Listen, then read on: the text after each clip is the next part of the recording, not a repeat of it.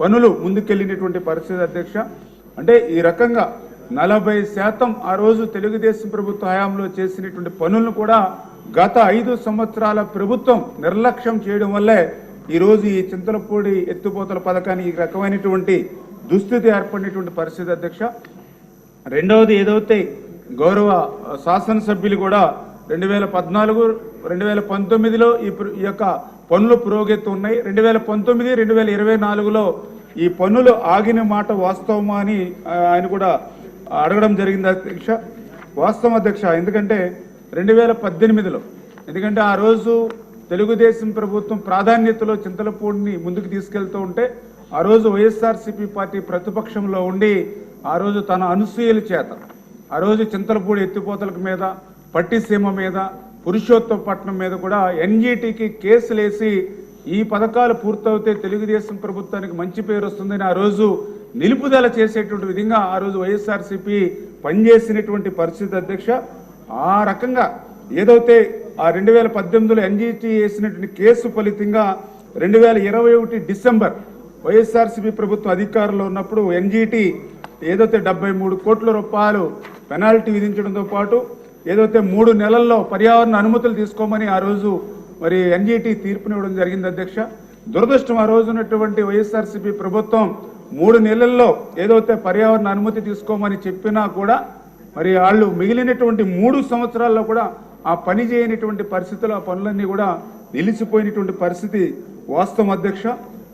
అందుచేతే ఈరోజు ఈ ప్రభుత్వం ఎన్డీఏ ప్రభుత్వం అధికారంలోకి వచ్చింది. ఖచ్చితంగా ఈ ప్రభుత్వం ఏదైతే చింతలపూడి పథకానికి అత్యంత ప్రాధాన్యత ఇచ్చేటువంటి పరిస్థితి, ఏదైతే ఈ చింతలపూడికి ఉన్నటువంటి అవరోధాలు ఏవైతే ఉన్నాయో వీటన్నిటినీ కూడా మరి పరిష్కరించుకుని, ఎందుకంటే మేము కూడా అధికారంలోకి వచ్చి 5 నెలల్లోనే ఈ చింతలపూడి మీద గౌరవ ముఖ్యమంత్రి చంద్రబాబు నాయుడు 6 సార్లు ఆయన పర్సనల్గా రివ్యూ చేయడం జరిగింది అధ్యక్ష. మేము కూడా 7-8 సార్లు మేము కూడా రివ్యూస్ ఆ కలెక్టర్స్ తోటి ఎవరైతే ల్యాండ్ ఎక్వేషన్ ఏదైతే ప్రాబ్లం ఉందో వాళ్ళందరితో కూడా రివ్యూ చేసి మరి చంద్రబాబు నాయుడు గారు కూడా చాలా క్లియర్గా మొన్న రివ్యూలో కూడా చెప్పడం జరిగింది. ఏదైతే ప్రాధాన్యత ఎత్తిపోతల్లో చింతలపూడి ప్రాధాన్యత ఉంది కాబట్టి దీనికి కూడా ఒక ఫస్ట్ ఫేజ్, సెకండ్ ఫేజ్గా ఒక 2500 కోట్ల రూపాయలతోటి ఫస్ట్ ఫేజ్లో మనం దానికి నిధులు కేటాయించి ఒక 3 లక్షల ఎకరాలకి సాగునీరు అదేవిధంగా త్రాగునీరు అందించేటువంటి విధంగా దీనికి ముందుకు తీసుకెళ్ళమని చెప్పేసి కూడా మరి చంద్రబాబు నాయుడు గారు కూడా ఆదేశాలు ఇవ్వడం జరిగింది అధ్యక్ష. ఆయన ఆదేశాలకు అనుగుణంగానే మొన్న పెట్టినటువంటి బడ్జెట్లో కూడా నిధుల సమస్య ఉన్నప్పటికీ కూడా చింతలపూడి పథకానికి ఆ నిధులు కూడా మన బడ్జెట్లో మరి కేటాయింపులు జరిగినటువంటి పరిస్థితి కూడా మీకు తెలుసు కూడా అధ్యక్ష. అదేవిధంగా ఏదైతే ఇంకా సేకరణకు సంబంధించి ఇంకా 934 ఎకరాలు ఇంకా సేకరణ చేయవలసి ఉంది అధ్యక్ష. ఇందులో కూడా మరి 4 రకాలుగా, అంటే ఒకటి కొంతమంది రైతులు కోర్టులకు వెళ్ళి స్టేలు తెచ్చుకునేటువంటి పరిస్థితి ఉంది.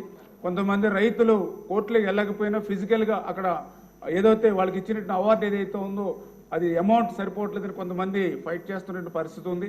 కొంతమందికి అథారిటీకి కూడా మన డబ్బులు చెల్లించినటువంటి పరిస్థితి ఉంది. ఇది ఏదైతే కేటగిరీల వైడ్గా డైవర్ట్ చేసి ఆ సంబంధిత అధికారులకి ఆ భూసేకరణ పనులు కూడా ఒక 3 నెలల్లో పూర్తి చేయాలనేటువంటి ఒక టార్గెట్ కూడా పెట్టుకుని ఖచ్చితంగా ఈ యొక్క ఏదైతే చింతలపూడి ఎత్తిపోతల పథకం ఏదైతే ఉందో ఈ ఆర్థిక సంవత్సరంలోనే పునఃప్రారంభించి నెక్స్ట్ ఇయర్కి కొంతమేరైనా నీరు ఇచ్చి ఒక 2 ఇయర్స్లో ఈ చింతలపూడి ఎత్తిపోతల పథకాన్ని పూర్తి చేయాలనేటువంటి కృతనిశ్చయంతో ఈ ప్రభుత్వం గత 5 నెలల నుంచి కూడా పనిచేస్తూ ఉన్నటువంటి పరిస్థితిని కూడా మీ దృష్టికి తీసుకొస్తూ ఉన్నాను అధ్యక్ష. మరి ఈ సందర్భంగా ఒక చిన్న విషయాన్ని కూడా, అంటే ఈ 5 నెలల్లోనే ఇంత కష్టపడి ఇన్ని నిధులు కేటాయించి ఈ ప్రాజెక్టుని ముందుకు తీసుకెళ్ళడానికి అటు ముఖ్యమంత్రి గారి దగ్గర నుంచి ఎన్డీఏ ప్రభుత్వం పనిచేస్తూ ఉంటే ఈ వైఎస్ఆర్సీపీ తనకి ఒక కరపత్రిక ఉంది అధ్యక్ష. ఏదైతే వాళ్ళ అవినీతి పత్రిక, ఏదో నిన్ననే వాళ్ళ పత్రికలో కూడా ఇప్పట్లో జల్లేరు రిజర్వాయర్ లేనిట్లే అని చింతలపూడి పథకం మీద వాళ్ళ కరపత్రిక సాక్షి అవినీతి పత్రికలో ఒక ఆర్టికల్ ఇవ్వడం జరిగింది.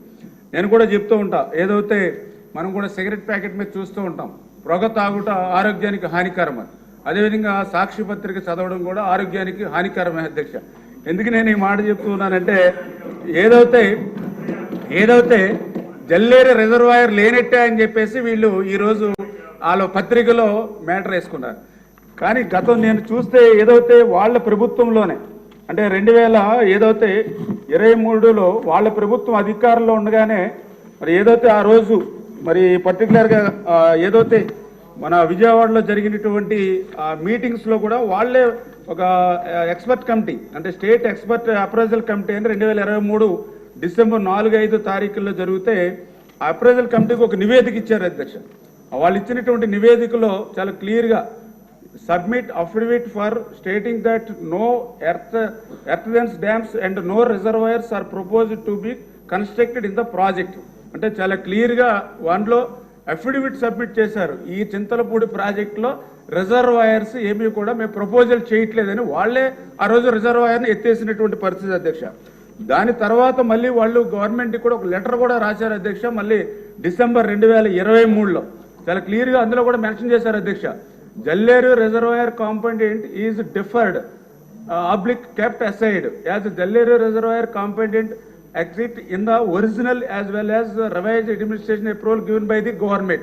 అంటే మేము ఏదైతే జల్లేరు రిజర్వాయర్ని వదులుకున్నామో దీన్ని పక్కన పెట్టామని చాలా క్లియర్గా వాళ్ళ ప్రభుత్వంలోనే అఫిడవిట్ ఇచ్చి వాళ్ళే గవర్నమెంట్కి లెటర్లు రాసి ఈరోజు ప్రభుత్వం మారిన తర్వాత ప్రతిపక్షంలోకి వచ్చిన తర్వాత ఇటువంటి బురద జల్లేటువంటి కార్యక్రమం వాళ్ళు చేస్తున్నారు అధ్యక్ష. ఏది ఏమైనా ఈరోజు ఎన్డీఏ ప్రభుత్వం కృతనిశ్చయంతో, ఎందుకంటే ఈరోజు ఏదైతే ఈ యొక్క 10-12 నియోజకవర్గాలకి నీరు అందించడమే కాదు అధ్యక్ష, దీని ద్వారా చింతలపూడి ఎత్తిపోతల ద్వారా పర్టికులర్గా నాగార్జున సాగర్కి సంబంధించి 2,10,000 ఎకరాలకు సాగునీరు అందించడం ద్వారా ఏదైతే నాగార్జున సాగర్ లెఫ్ట్ కెనాల్ నుంచి తీసుకునేటువంటి నీటిని మనం నిలుపుదల చేసుకోవడం ద్వారా అది శ్రీశైలంలో బ్యాక్ వాటర్ కింద రాయలసీమకు కూడా ఉపయోగించుకునేటువంటి అవకాశం ఈ చింతలపూడి ఎత్తిపోతల పథకం ద్వారా ఉంటుంది సార్ అధ్యక్ష.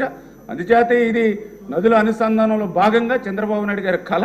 అంచేత ఖచ్చితంగా ఈ చింతలపూడి ఎత్తిపోతల పథకాన్ని చంద్రబాబు నాయుడు గారు ఈ ఆర్థిక సంవత్సరంలో ప్రారంభించి మళ్ళీ ఆయన ఈ యొక్క చింతలపూడి ఎత్తిపోత పథకం ద్వారా ఆ యొక్క గోదావరి నీటిని ఈ యొక్క కృష్ణా ప్రాంతానికి అందిస్తాం అధ్యక్ష. Thank you. గౌరవ సభ్యులందరూ కూడా సహకరించాలి సార్. మనకి క్వశ్చన్ అవర్ 1 hour, ఇప్పుడు ఈ ఫస్ట్ క్వశ్చన్కి 20 minutes అయింది. 10 questions ఎట్లా కంప్లీట్ చేస్తాం? అంటే ఇంపార్టెంట్ క్వశ్చన్ ఇది కాదట్లేదు. ఈ వెస్ట్ గోదావరిలో నేను పనిచేశాను కాబట్టి నాకు తెలిసి మంచి ఇంపార్టెంట్ రిజర్వేయర్, అందుకే ఎక్కువ టైం వేసి వచ్చింది. సహకరించమని చెప్పబోతున్నాను. ఓకే అండి. రెండో క్వశ్చన్ గౌరవ సభ్యులు రిక్వెస్ట్ మీద వాయిదా వేయడం జరిగింది. ఈ రెండోది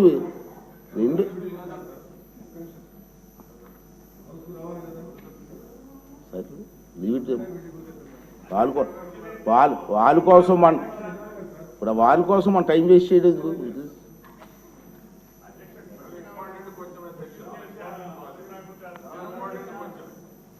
రెండో క్వశ్చన్ గౌరవ సభ్యుల రిక్వెస్ట్ మీద వాయిదా వేస్తున్నానండి. అదే రిటర్న్గా ఇచ్చే సభ్యుల మీద కోరిక